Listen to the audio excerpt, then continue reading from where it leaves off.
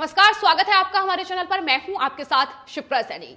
बड़ी खबर, कांग्रेस को एक और बड़ा झटका लगा है। केंद्र शासित प्रदेश पुदुचेरी में भी कांग्रेस की सरकार अब खतरे में नजर आ रही है। 4 विधायकों ने इस्तीफा दे दिया है, जिसके बाद कांग्रेस सरकार पुदुचेरी में अल्पमत में पहुंच गई है। यानी एक के बाद एक कांग्रेस सरकार जिन राज्यों में है उन्हें बड़े झटके लग रहे हैं। एक और कांग्रेस पार्टी लगातार अपनी डूबती नाव को कोशिश कर रही है कि उसे सहारा मिले, लेकिन वहीं दूसरी ओर एक के बाद एक देश के तमाम राज्य जहां पर उनकी सत्ता है वो उनके हाथों से फिसलते नजर आ रहे हैं। और अब अगर बात पुदुचेरी केंद्र शासित प्रदेश की जाए तो वहां भी 4 विधायकों के इस्तीफे के बाद कांग्रेस पार्टी की सरकार अल्पमत में पहुंच गई है और आने वाले वक्त में यह सरकार गिर भी सकती है और एक बार फिर बीजेपी की वहां शासन आ सकता है। इस तरीके की उम्मीदें अब लगाई जा रही हैं। जिस तरीके से कांग्रेस पार्टी को एक बड़ा झटका पुदुचेरी में लगता नजर आ रहा है, जाहिर सी बात है इसको लेकर अब सवाल उठने लगे हैं। और दूसरी ओर जो पुदुचेरी के मुख्यमंत्री हैं वी नारायणसामी, उन्होंने इस बात को लेकर आश्वस्त किया है कि दरअसल 2 नेता जिन्होंने इस्तीफा दिया है वो अभी भी पार्टी में बने हुए हैं और साथ ही उन्होंने यह भी कहा है कि हमारी सरकार अल्पमत में नहीं है। नारायणसामी ने यह भी कहा कि मल्लाडी कृष्णराव और जॉन कुमार के इस्तीफे अभी तक स्वीकार नहीं किए गए हैं और अभी भी अध्यक्ष उन पर विचार कर रहे हैं। यानी खुद को भरोसा दिलाने की पूरी कोशिश कांग्रेस पार्टी की ओर से की जा रही है। यही वजह है कि वहां के मुख्यमंत्री अभी भी ये कह रहे हैं कि दरअसल 2 विधायक ऐसे हैं जिनके इस्तीफे अभी तक स्वीकार नहीं किए गए हैं। दूसरी ओर जो राहुल गांधी हैं, कांग्रेस पार्टी के नेता, वो दरअसल पुदुचेरी में पहुंच रहे हैं चुनावी प्रचार के लिए, लेकिन उससे ठीक पहले जो एक विधायक का इस्तीफा जिन्होंने दिया है उसके बाद वहां कांग्रेस पार्टी अल्पमत में पहुंच गई है। यानी एक और कांग्रेस पार्टी के तमाम बड़े नेता, चाहे फिर राहुल गांधी हो, प्रियंका गांधी वाड्रा हो, देश के अलग अलग राज्यों में पहुंचकर लगातार वहां के लोगों को साधने की कोशिश कर रही है। कोशिश उनकी ये है कि किसान आंदोलन की आड़ में जहां बीजेपी की सरकार है, जैसे हरियाणा की अगर बात की जाए तो वहां की सरकार को गिराया जाए और कांग्रेस पार्टी को खड़ा किया जाए। लेकिन झटका लगातार देश के दूसरे बाकी राज्यों में उन्हें लगता नजर आ रहा है। मध्य प्रदेश, गोवा के बाद अब पुदुचेरी की सत्ता भी कांग्रेस पार्टी के हाथों से फिसलती नजर आ रही है। तो एक और लगातार कांग्रेस पार्टी के विधायकों का इस्तीफा पुदुचेरी में सामने आ रहा है, जिसके बाद कांग्रेस सरकार को वहां बड़ा झटका लगता नजर आ रहा है। दूसरी ओर राष्ट्रपति ने अब किरण बेदी को पुदुचेरी के उपराज्यपाल के पद से हटा दिया है और नए उपराज्यपाल को वहां नियुक्त किया गया है। और वहां तेलंगाना के गवर्नर जो हैं डॉक्टर तमिलिसाई, उन्हें पुदुचेरी के उपराज्यपाल का पद सौंपा गया है।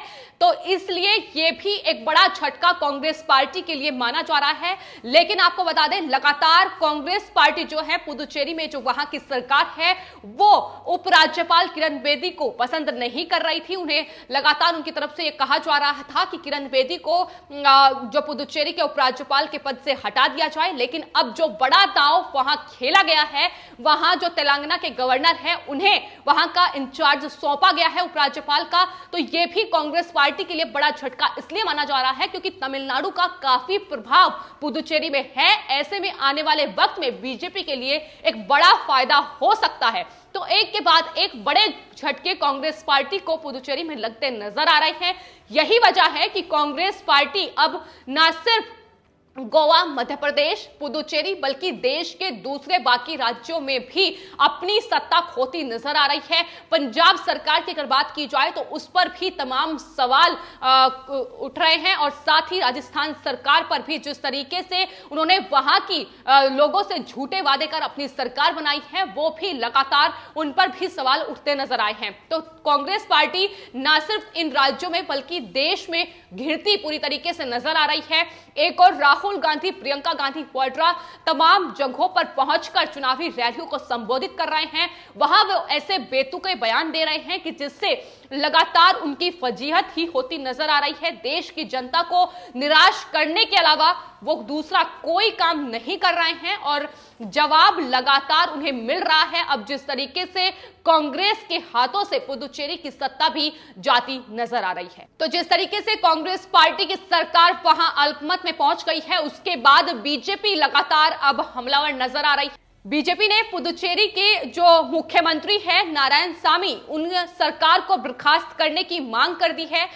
बीजेपी के मुताबिक 4 विधायकों के इस्तीफे के बाद ये जो कांग्रेस पार्टी की सरकार है वहां अल्पमत में रह गई है। सरकार के पास स्पीकर को हटाकर सिर्फ और सिर्फ 12 विधायक बचे हैं, जबकि बीजेपी गठबंधन के पास निर्दलीय मिलाकर 15 विधायक हैं। यानी 15 जो विधायक हैं वो बहुमत में बीजेपी वहां पहुंच गई है। तो ऐसे में अब वहां की सरकार को बर्खास्त करने की मांग बीजेपी की ओर से लगातार की जा रही है। दूसरी ओर वहां जो कांग्रेस पार्टी के ये मुख्यमंत्री हैं, जो कि पुदुचेरी के मुख्यमंत्री हैं, वो लगातार ये कह रहे हैं कि अभी कांग्रेस पार्टी अल्पमत में नहीं पहुंची है। वहां जो 2 इस्तीफे दिए गए हैं उन्हें अभी स्वीकार नहीं किया गया है, लेकिन तस्वीर अपने आप में बिल्कुल साफ नजर आ रही है। तो 33 विधानसभा सीटों वाली ये पुदुचेरी की जो विधानसभा है उसमें लगातार अब जो विधायकों की संख्या है कांग्रेस पार्टी की वो लगातार कम होती नजर आ रही है।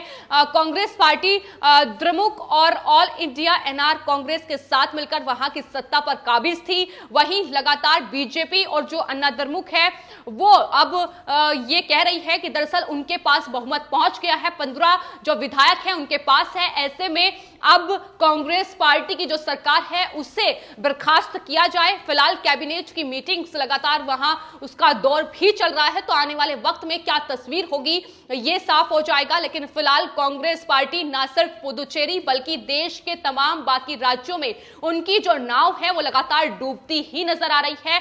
और सहारा देने का काम जो कांग्रेस पार्टी के तमाम नेताओं की ओर से कोशिश की जा रही है, फिर चाहे वो किसान आंदोलन की आड़ में ही क्यों ना की जाए, लेकिन उसका फायदा उन्हें कहीं भी पहुंचता नजर नहीं आ रहा है। बीजेपी एक बार फिर से पुदुचेरी में सत्ता में वापस लौट सकती है, ये लगातार अब कयास लगाए जा रहे हैं। जाहिर सी बात है जिस तरीके से राहुल गांधी देश के तमाम राज्यों में पहुंचकर वहां रैलियों को संबोधित कर रहे हैं और जिस तरीके से उनके बयान हैं, जिस तरीके से उनके भाषण हैं, उनका जो असर पहुंच रहा है वो दिख रहा है कि किस तरीके से कांग्रेस पार्टी एक के बाद एक जो सत्ता है अपने हाथों से खोती नजर आ रही है। हाल ही में कांग्रेस पार्टी के जो पूर्व अध्यक्ष हैं राहुल गांधी, जब वो असम पहुंचे तो असम पहुंचकर उन्होंने न सिर्फ गुजरात व्यापारियों का जो अपमान किया है, साथ तो राहुल गांधी एक गमछा गले में डालकर उस पे सीए लिखकर और क्रॉस का निशान उन्होंने लगा रखा था। जाहिर सी बात है सीए का मुद्दा एक बार फिर से कांग्रेस पार्टी की ओर से शुरू कर दिया गया है।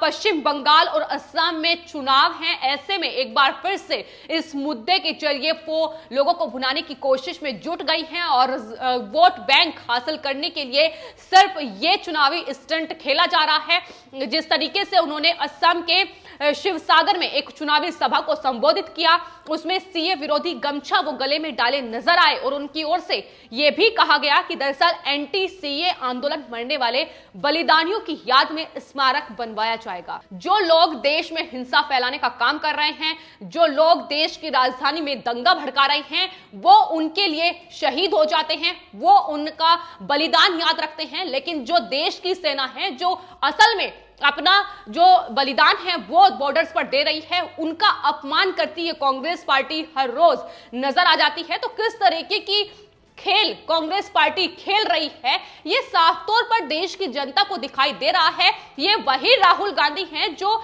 सीए के दौरान जिस तरीके से तमाम जो लोग सामने आए, साफ तौर पर यह साफ हो चुका है कि वो तमाम देश विरोधी ताकतें हैं जो देश में हिंसा भड़काने का षड्यंत्र पहले से ही रच रही थी, लेकिन उनका साथ कांग्रेस पार्टी ने दिया।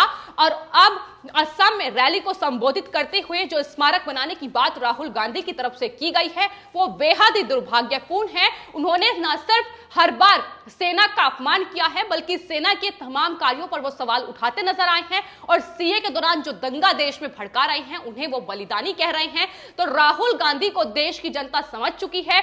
एक और देश के प्रधानमंत्री हैं जो नेशनल वॉर मेमोरियल बनाते हैं, जो शहीद हुए हैं सेना के जवान उनकी याद में नेशनल वॉर मेमोरियल बनाया गया है। वहीं दूसरी ओर राहुल गांधी हैं जो देश विरोधी लोग इस हिंसा में मारे गए हैं उनके लिए वो स्मारक बनाते नजर आएंगे। तो साफ तौर पर जो फर्क है वो देश की जनता को समझ में आ रहा है।